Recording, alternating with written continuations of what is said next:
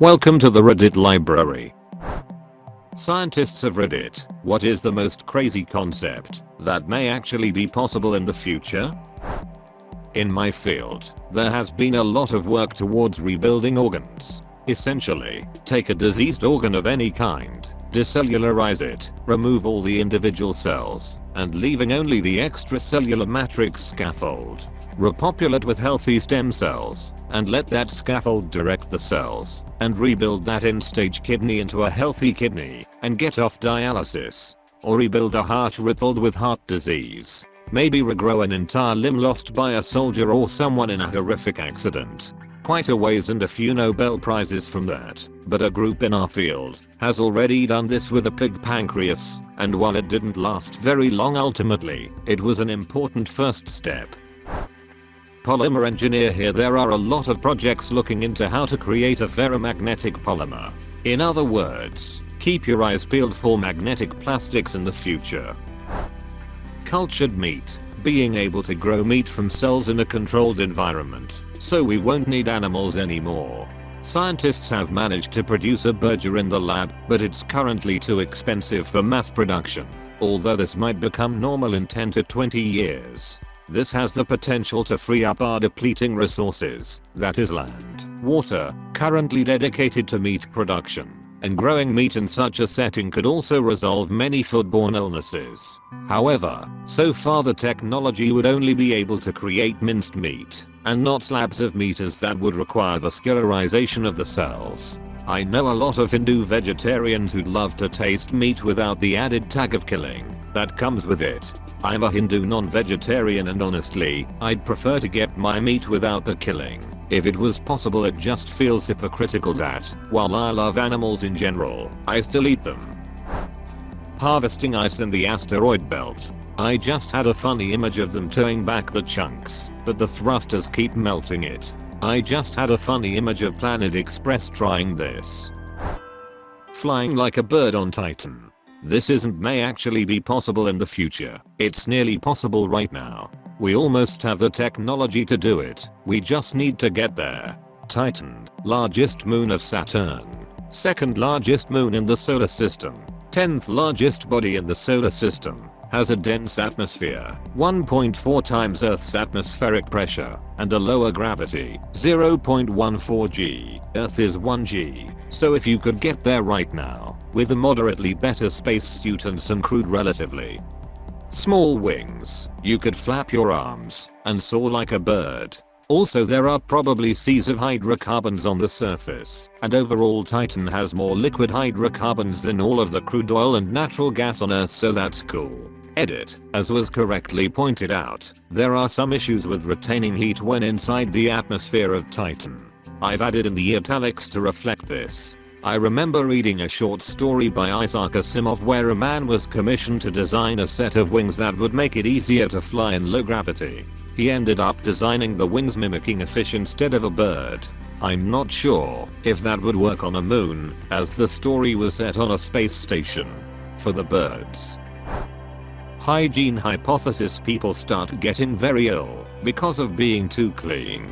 That's already happening to an extent, isn't it? I think there's a theory that the big increase in allergies today is because kids don't get exposed enough to dirt and bacteria today, so the body don't develop the immune system as well as before.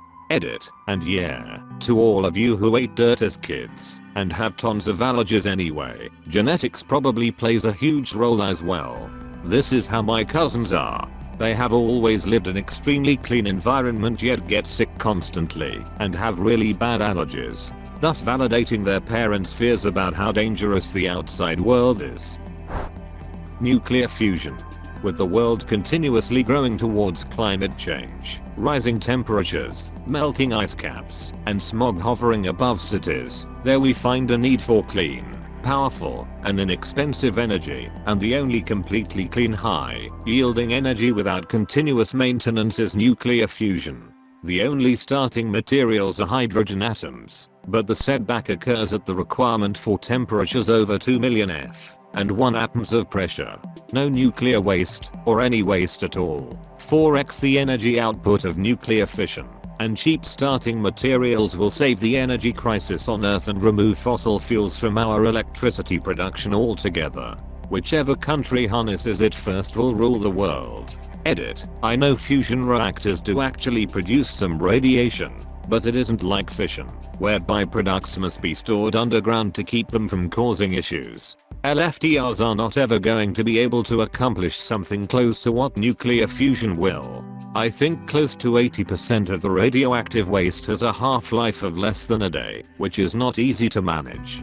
I'd much rather manage helium gas than the remaining isotopes that any kind of fission will leave behind. I agree low pressure reactions are cost effective, but won't produce energy at the scale fusion would. I think I meant 2 mil C not F on the flip side. Generation 4 thorium salt reactors generate less environmental radiation than a coal power plant, and have the unique property of being required to be in meltdown liquid thorium to undergo fission. If it gets too hot, the fission stops, so it is self-regulating, unlike uranium plants. In addition, thorium is 3 times as common as uranium on Earth. We can fit terabytes of data in the palm of our hand right now. Nanorobots which can build anything given the raw materials and blueprints, including other nanorobots, is not so far-fetched. Medical technology may soon be able to incubate a human from conception to birth. We are getting much better at finding near-Earth-sized planets in our galaxy. Now imagine sending human DNA, self-replicating nanorobots, and the entirety of human knowledge on a smallish ship to an Earth-like planet once there. The nanorobots are programmed to rebuild civilization. If we find thousands of Earth-like planets and send ships to each of them, then we can almost guarantee success if the plan is solid. I call this blowing our load all over the Milky Way. And I like this sleeping around doesn't spread my genes far enough or fast enough for my taste. Time for a galactic bukkake. Friend, buckle up. Astronomer here. If you ever thought Cloud City in Star Wars was awesome, it turns out we might be able to do something similar someday on Venus. Sure, the surface sucks, but if you go about 50 kilometers up, Venus's atmosphere is the most Earth-like there is in the solar system. What's more, unlike the crushing pressure and hot temperatures on the surface, you have the same atmospheric pressure as on Earth, temps varying from 0 to 50 C, and pretty similar gravity to here. So yeah, floating cities in some form on Venus is actually not the dumbest thing. It's more appealing than Mars in some ways, so while I don't see it happening in my lifetime, it may well be a more serious plan in the future. Here's a much more detailed article if you want to read more about it. This is like the most awesome thing I've ever heard, of course. It's Andromeda 321. Epigenetics. Way too broad of a topic with too many unknowns at the moment. But think of it as software that runs the hardware, that is our genes/DNA, and allows organisms to adapt to environments as they change, or guides the repair of damage to the body. So in the future, imagine if we are able to just write epigenetic software programs for specific diseases/ailments/injuries or environments that tell our genes exactly which ones, more specifically the proteins they produce, and the function those proteins do, needs to be turned on/off, and in what amounts, to allow maximum adaptation or quick repair. Like in the Matrix where they download a program to make you suddenly know something mentally, you could do the same for the body and allow it to know how to use its own hardware to fix/adapt to new environments or to quickly fix diseases or damage. I wonder if this would go hand in hand with someone researching regeneration, like a lizard's tail, etc., and working to write that into someone's DNA. Due to time dilation, if you travel at near enough to the speed of light, you can get anywhere you want in as little time as you want. The downside is that everyone else will have experienced much more time. So it may well be possible to explore the galaxy, or even the universe, like the crew of the Enterprise do. But every time they revisit the same planet, they will find that civilizations have risen and fallen in the time it took them to get coffee from a nearby nebula. But I designed quantum computers, so I guess I should say that instead. Edit. In response to those who are more interested in quantum computers, they will be pretty awesome. I'm doing a NAS/Science Summer on July 18th, so drop by and ask me stuff. I've also got an outreach project going on, if you are interested.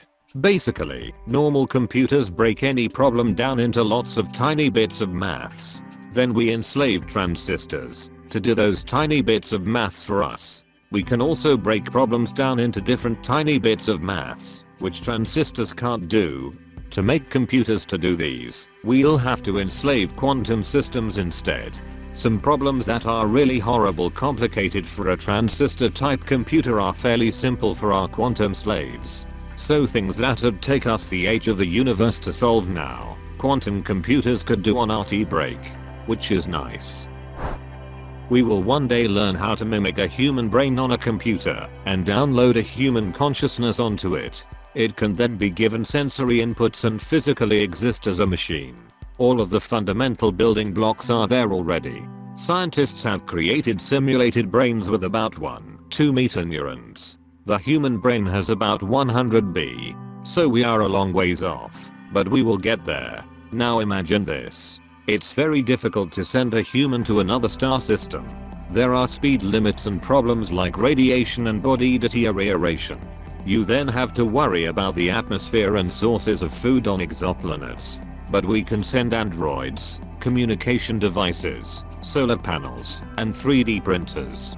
So we send a single craft to another star system at incredible speeds. It will land on the nearest available rocky exoplanet. The androids, preloaded with a human consciousness, are powered on and begin working, setting up a manufacturing facility to gather raw materials and generate new machines and androids. A data store of thousands more minds are loaded onto the androids as they come online. Additional spacecraft are built to send to other star systems. We then beam data with high-powered lasers, providing a steady stream of new human minds, as well as improved technology schematics. Humans can now colonize the galaxy. That might be the scariest idea I have ever heard. Telepathy. Brain-computer interfaces are already starting to get usable. Simply put, the main concept consists of detecting brain signals and sending them to a computer. For instance, we can detect signals that your brain uses to tell your muscles to move a certain way, even if you're just thinking about it and not actively doing it, such as remembering of doing something in the past. Here are some video examples of the process. 1. 2. Given enough precision, we could theoretically tap on your brain signals controlling your vocal cords or other deep processes related to inner thoughts. This could allow a user to talk to a computer only by thinking. The computer could then pass the signal and do something with it. For instance, searching something on the internet and returning the answer via an auditory channel. This could be wired to anything a computer can do, for instance a smartphone or a robot controller. The applications of such technology are incredibly interesting. However, it's ethically improbable. You could easily think of thought snooping, hijacking, pretending to be someone else, flooding, etc. We are also pretty far to achieve something that complex as developing, testing, and marketing. BCIs are extremely challenging, mostly because they are directly implanted in one's brain, as of now. Fat loss with a pill or prescription. We all have brown fat tissues in varying degrees. Mostly we have it as babies, but it deactivates as we get older. Brown fat metabolizes stored body fat, yellow fat, directly into body heat without having to be converted into sugars and consumed in muscle exertion. Chances are the skinny guy or girl you know who never wears a coat when it is cold outside and can eat like a pig without gaining weight has a mutation where their brown fat is turned on all the time. Scientists are decoding the metabolic pathways that can turn on brown fat. Eventually they will produce a drug that can turn on your brown fat. Sweat those extra pounds away. Using exercise to treat cancer. Already there have been numerous compounds isolated, i.e. anandamide, that cause apoptosis when applied to various cancer cells. Many of these are enhanced through exercise. Hypothetically, we could do something similar to blood doping where we have someone exercise, isolate the targeted compound from their plasma, and use their own physiological chemicals to treat the cancer with minimal to no side effects. Laser ablation. Without a doubt. When we think about interplanetary travel, there must be two different kinds of transport, one for soft human cargo and the other for supplies and such. The rocket for the humans has to limit inertia, while the cargo doesn't need to control these bone-shattering forces to such a degree. This means we can create two different kinds of rockets for the future, one for goods, the other for people. Laser ablation essentially uses a super high-powered laser on the planet's surface to ablate, disintegrate, a substrate. When the substrate is disintegrated, the force from the reaction can be channeled into a nozzle and used to create thrust. This causes the rocket to quickly be shot up into the air, and with a controlled lasers following the rocket, a significant amount of material can be ablated off of the rocket until it reaches orbit. When it reaches orbit, it is a matter of collecting the cargo and sending it to its next destination. This method of travel is considered to be the most cost-effective way to send material into space. All you need is a very strong rocket to protect from the atmospheric pressure, a nuclear reactor, and a super powerful laser. Two of these exist. It's just a matter of getting our lasers up to snuff. But this is the next important step, establishing a feasible working intrastellar commerce, so we can mine the inhabitable planets around us to continue to feed civilization.